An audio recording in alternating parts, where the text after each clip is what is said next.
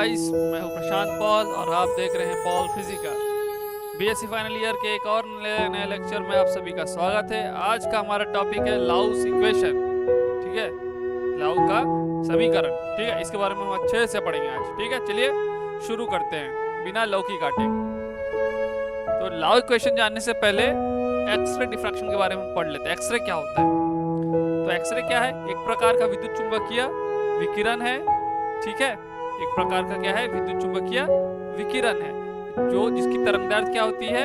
इसकी तरंगदैर्घ्य 10 से कितना होता है? 10 से लेकर 0.01 नैनोमीटर होता है। नैनोमीटर मतलब 1 नैनोमीटर में कितना मीटर होता है?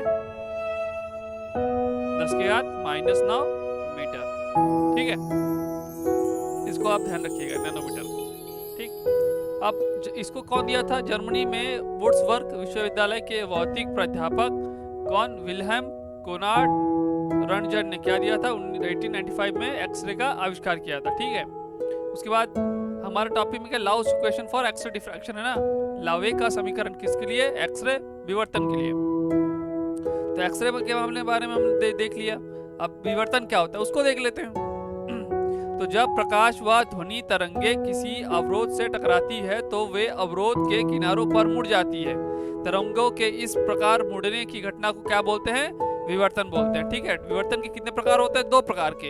एक फ्रॉनहोफर विवर्तन होता है, दूसरा फ्रेनेल विवर्तन होता है। ये इस विवर्तन का एक छोटा सा आपका डायग्राम बना हुआ है, कैसे प्रकाश कोई भी किनारों में मुड़ जाता है उसको दिखाया गया है। ठीक है, इसके बारे में ज्यादा डिटेल में नहीं जाएंगे, बस डेफिनेशन याद रखेंगे। अब इसके बाद जानते हैं व्यतिकरण क्या होता है।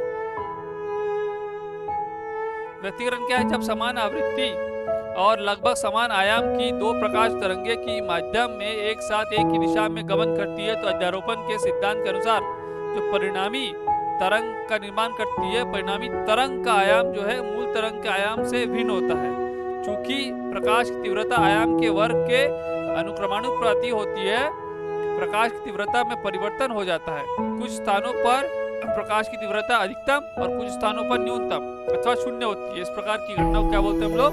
व्यतिकरण कहते हैं। ठीक है, जैसे क्या बोल रहा है इसमें? प्रकाश की तीव्रता आई किसके अनुक्रमानुपाती होती है? आयाम के वर्ग के अनुक्रमानुपाती है। ठीक है, अब क्या बोल रहा है कि कहीं कहीं जब हम लोग अध्यारोपण का सिद्धांत जो होता है उसके अनुसार कहीं कहीं पे क्या हो जाएगा? आपका परिणामी तीव्रता अधिक हो जाएगी और कहीं कहीं न्यूनतम या शून्य हो जाएगा। ठीक है, तो व्यतिकरण कितने प्रकार के हैं? 2 प्रकार के। एक संपोषी जिसमें क्या होता है? आपका आयाम अधिकतम हो जाता है, और दूसरा क्या है? विनाशी जिसमें आयाम क्या होता है? न्यूनतम। तो देखो संपोषी में क्या होता है? जब समान आयाम के रहेंगे, देखो इसका सिरिंग, इसका सिरिंग, इसका गर्त, इसका गर्त, तो परिणामी आयाम जो है अधिकतम बन गया। ठीक है, और जिसको विनाशी जब बोलेंगे तब क्या होगा? आपका इसका सिरिंग, इसका गर्त, तो दोनों एक दूसरे को क्या करें? कैंसिल आउट, तो कुछ नहीं बनेगा, 0। ठीक है, ये आपका व्यतिकरण। अब लावे के समीकरण में आते हैं। ठीक है, तो लावे के समीकरण उन्हें कहते हैं जो दी गई तरंगदैर्घ्य की एक्स किरणों के लिए क्रिस्टल से संपोषी विवर्तन की शर्त व्यक्त करता है। ठीक है, अधिकतम आयाम मिलना चाहिए। विवर्तन तल के लंबवत वेक्टर n की आद्य वेक्टरों a, b तथा c के सापेक्ष दिशात्मक कोचय अगर अल्फा, बीटा और गामा क्रमशः h/a, h/b तथा h/c के अनुक्रमानुपाती होती है। ठीक है, क्या होती है? अल्फा, बीटा और गामा h/a, h/b और h/c के अनुक्रमानुपाती होती है। तो कुछ इस प्रकार के मिलते हैं हमको समीकरण। इसको क्या बोलते हैं हम लोग? इन 3 समीकरणों को क्या बोलते हैं? लावे का समीकरण। लावे का समीकरण, ये 3 समीकरण जो है। ठीक है, लाउस इक्वेशन। अब इसको प्रूफ कैसे करना है उसको देखेंगे हम लोग। ठीक है, तो सबसे पहले हमको क्या करना है? ठीक है, माना किसी क्रिस्टल है। ठीक है, क्रिस्टल परमाणु O तथा P जिनमें, जैसे मान लो कि ये क्या आपका क्रिस्टल परमाणु है, यहाँ पे O क्रिस्टल परमाणु है और ये क्या है? आपका P क्रिस्टल परमाणु है। ठीक है, इसको लिख लेते हैं हम लोग। माना क्रिस्टल परमाणु O तथा P जिनके मध्य दूरी r है। इनके मध्य दूरी क्या है? ये r। ये क्या? इनके मध्य दूरी है। ठीक है, उसके बाद क्या लिखेंगे? इनके द्वारा समांतर एक वर्णी एक्स किरण पुंज का विवर्तन प्रदर्शित है। ये जो डायग्राम दिख रहा है आपको, ठीक है, ये O और P दो परमाणु, इनके बीच की दूरी R है, इनके द्वारा जो एक्स किरण है, एक वर्णीय एक्स किरण है, इनका विवर्तन ऊपर में जो आपका डायग्राम दिखा रहा है उसके अनुसार प्रदर्शित है। ठीक है, अब लिखते हैं, ये पहला हो गया मैथमेटिकल एनालिसिस मतलब गणितीय विश्लेषण। ठीक है, अब O तथा P परमाणुओं पर आपतित तरंगाग्र OA है। ठीक है, O और P पे जो आपतित तरंगाग्र क्या है, ये OA क्या है, आपतित तरंगाग्र है। ठीक है, तथा विवर्तित तरंगाग्र कौन सा है, ये आपका PB क्या है, विवर्तित तरंगाग्र है, तथा PB विवर्तित तरंगाग्र है। ठीक है, तरंगाग्र का आपको सबको पता होगा, नहीं पता होगा तो उसको छोटा सा डेफिनेशन मैं लिख देता हूं। तरंगाग्र का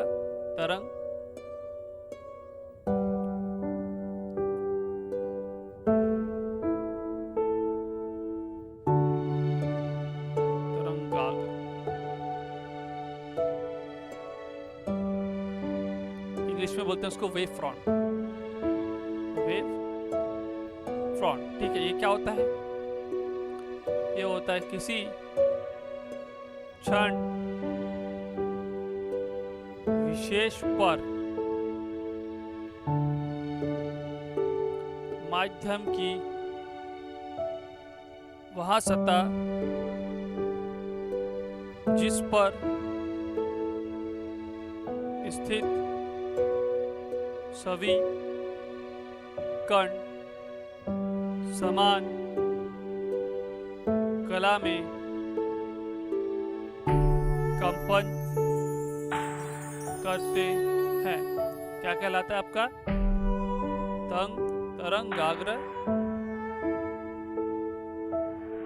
कहलाता है। ठीक है, तरंगाग्र हो गया। अब अपने टॉपिक में आते हैं, ये इसको आपको देख लीजिएगा इसको थोड़ा सा। ठीक है, पेन का कलर थोड़ा चेंज कर लेता हूँ यार, एक ही कलर में मजा नहीं आता। कैसे, चलिए अब डायग्राम में देखो, इसमें आपतित जो किरण है, फिर आपतित दिशा जो है, उसका एकांक वेक्टर क्या है आपका n नॉट कैप। ठीक है, और विवर्तित का क्या है, n कैप है। ठीक है, इसको लिख डालते हैं हम लोग।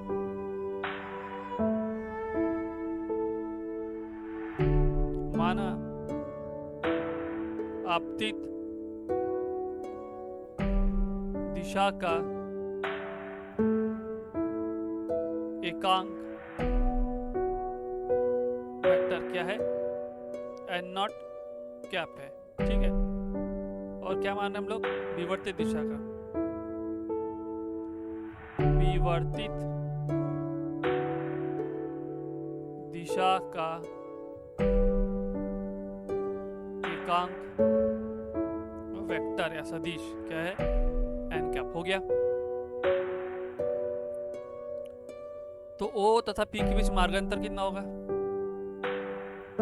O तथा P के बीच मार्गांतर क्या होगा, देखते हैं हम लोग। O और P के बीच क्या मार्गांतर है,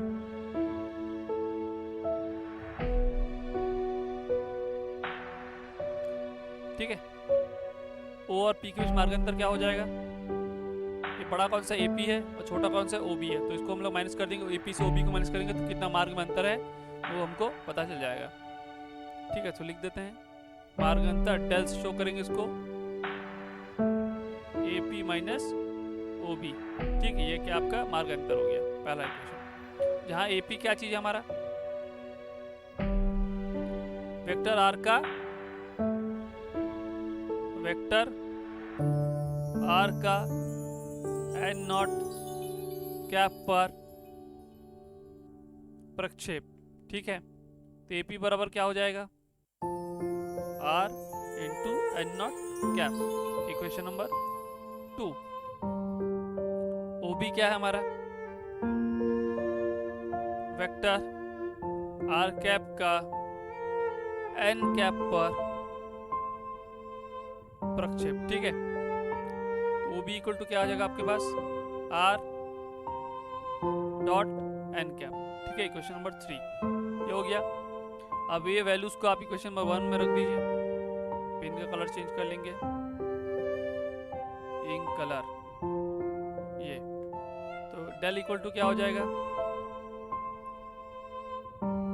are cap dot N naught cap minus R cap dot N cap, equation 1 से, ठीक है। तो इसको और सॉल्व करेंगे तो क्या आएगा आर कैप कॉमन क्या निकल जाएगा, कॉमन आर कैप निकल जाएगा, आर वेक्टर निकल जाएगा, तो N naught cap minus N cap, ठीक है। अब माना या फिर डेल इक्वल टू लिख सकते हैं आर, इसको लिख सकते हैं कैपिटल एन वेक्टर, ठीक है। इसको इक्वेशन नंबर देंगे 4 और लिखेंगे जहां N vector equal to N naught cap minus N cap है। ये क्या चीज है विवर्तन तल के लंबवत वेक्टर है, विवर्तन तल के लंबवत वेक्टर या सदिश, ठीक है। ये हो गया क्वेश्चन नंबर 4, ठीक। अब इसके आगे लिखेंगे, कलर चेंज कर लेता हूँ और एक बार। कलर चेंज करते रहना चाहिए यार, जिंदगी एक जैसा रहता है, रूखा लगता है यार, बदलते रहना चाहिए। बिंदु P तथा O से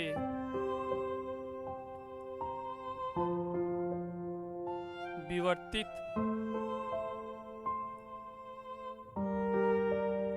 एक्स किरणों के बीच कलांतर किस शो करता है फाई से, phi equal to 2 pi by lambda into मार्गांतर। मार्गांतर तो कैसे किससे शो किए थे हम लोग डेल से, तो इनटू डेल। कलर चेंज, तो फाई इक्वल टू क्या आ जाएगा आपके पास 2 pi by lambda into del की वैल्यू क्या इक्वेशन नंबर 4 से आर, अरे यार गलती हो गया, इसको मिटा देंगे, क्या लिखेंगे आर डॉट एन वेक्टर, ठीक है। समीकरण 4 से, ठीक। ये क्या निकल गया आपका कलांतर निकल गया, ठीक। ये क्वेश्चन 4 हो गया। अब इसका आगे करते हैं। अब चूंकि आर के साथ आर के घटक ए बी तथा सी है, अतः तो कलांतर के भी घटक होंगे। फाई ये हो जाएगा आपका क्या 2 पाई बाय लैम्डा, आर है तो आर के जगह क्या आ जाएगा ए आ जाएगा, ए के लिए, ठीक है।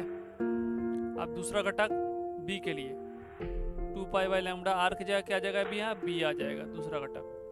तीसरा घटक सी के लिए 2 पाई बाय लैम्डा, आर की जगह क्या आ जाएगा, अब सी आ जाएगा तीसरा घटक आर का, ठीक है। इक्वेशन नंबर क्या हो गया हमारा 5,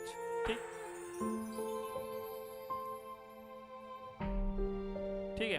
अब क्या लिख देखेंगे हम लोग, तीव्रता कहाँ अधिकतम है, तो एन की दिशा में तीव्रता क्या हमारा अधिकतम है, एन विवर्तित दिशा में, एन दिशा में तीव्रता अधिकतम, अर्थात कौन सा व्यतिकरण होगा, समपोषी। तीव्रता अधिकतम होता है तो कौन सा व्यतिकरण होता है, समपोषी व्यतिकरण। हेतु क्या हो जाएगा आपका, आज जो वेक्टर हैं ए बी सी वेक्टरों का 2 पाई का पूर्ण गुणक होना चाहिए, शर्त है ना अधिकतम तीव्रता के लिए। ठीक है, आध वेक्टर जो है पूर्ण गुणज होना चाहिए। ठीक है, अब क्या करेंगे, क्या करेंगे आप, पूर्ण गुणज तो हो गया, अब लिखेंगे इसको फाई ए जो होगा 2 पाई एच होगा, फाई बी होगा 2 पाई के, और फाई सी होगा 2 पाई एल। ठीक है, इक्वेशन नंबर हो गया आपका 6। ठीक, अब जहाँ एच के एल क्या है हमारा, एच के एल क्या है हमारा, पूर्णांक है, क्या है, पूर्णांक है। ठीक है, अब यदि लिखते हैं इसके आगे, पेन कलर चेंज कर लेते हैं एक बार और। ठीक है, क्या लिखेंगे हम लोग,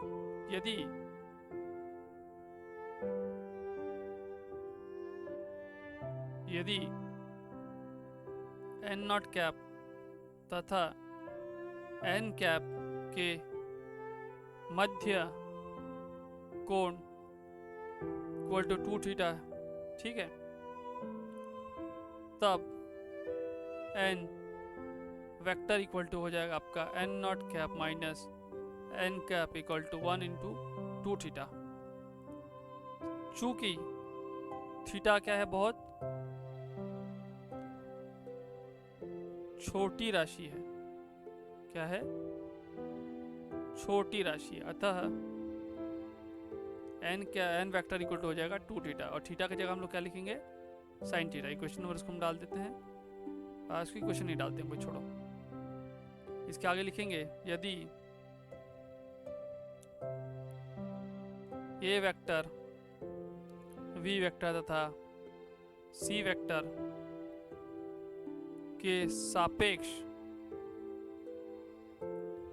वेक्टर एन की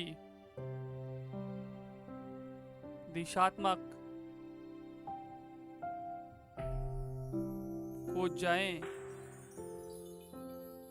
क्रमशः अल्फा बीटा गामा है, तो ए डॉट एन, ए हो जाएगा मॉड ऑफ ए एन का ए पर प्रक्षेप। ठीक है, तो ए डॉट एन हो जाएगा आपका, ए एन की जगह लिखेंगे 2 साइन थीटा, ये 2 साइन थीटा, प्रक्षेप क्या लिखेंगे, अल्फा। ठीक, अतः A dot N equal to क्या हो गया हमारे पास, 2a alpha sine theta. Similarly सामान्यतः तो ये हो जाएगा 2b बीटा साइन थीटा, सी ये हो जाएगा 2c gamma sine theta. Question number क्या हो जाएगा आपका 7। ठीक है, अब समीकरण 5 तथा 7 से, समीकरण 5 क्या है, ये समीकरण 5 है, इसको लिख देते हैं और ये डॉट एन की जगह पे वैल्यू पुट कर देंगे। फाई ए क्या है, इक्वल टू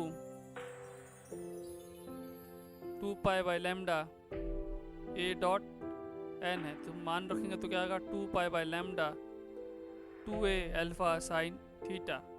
5b और 5c के लिए भी सेम करेंगे तो क्या आएगा,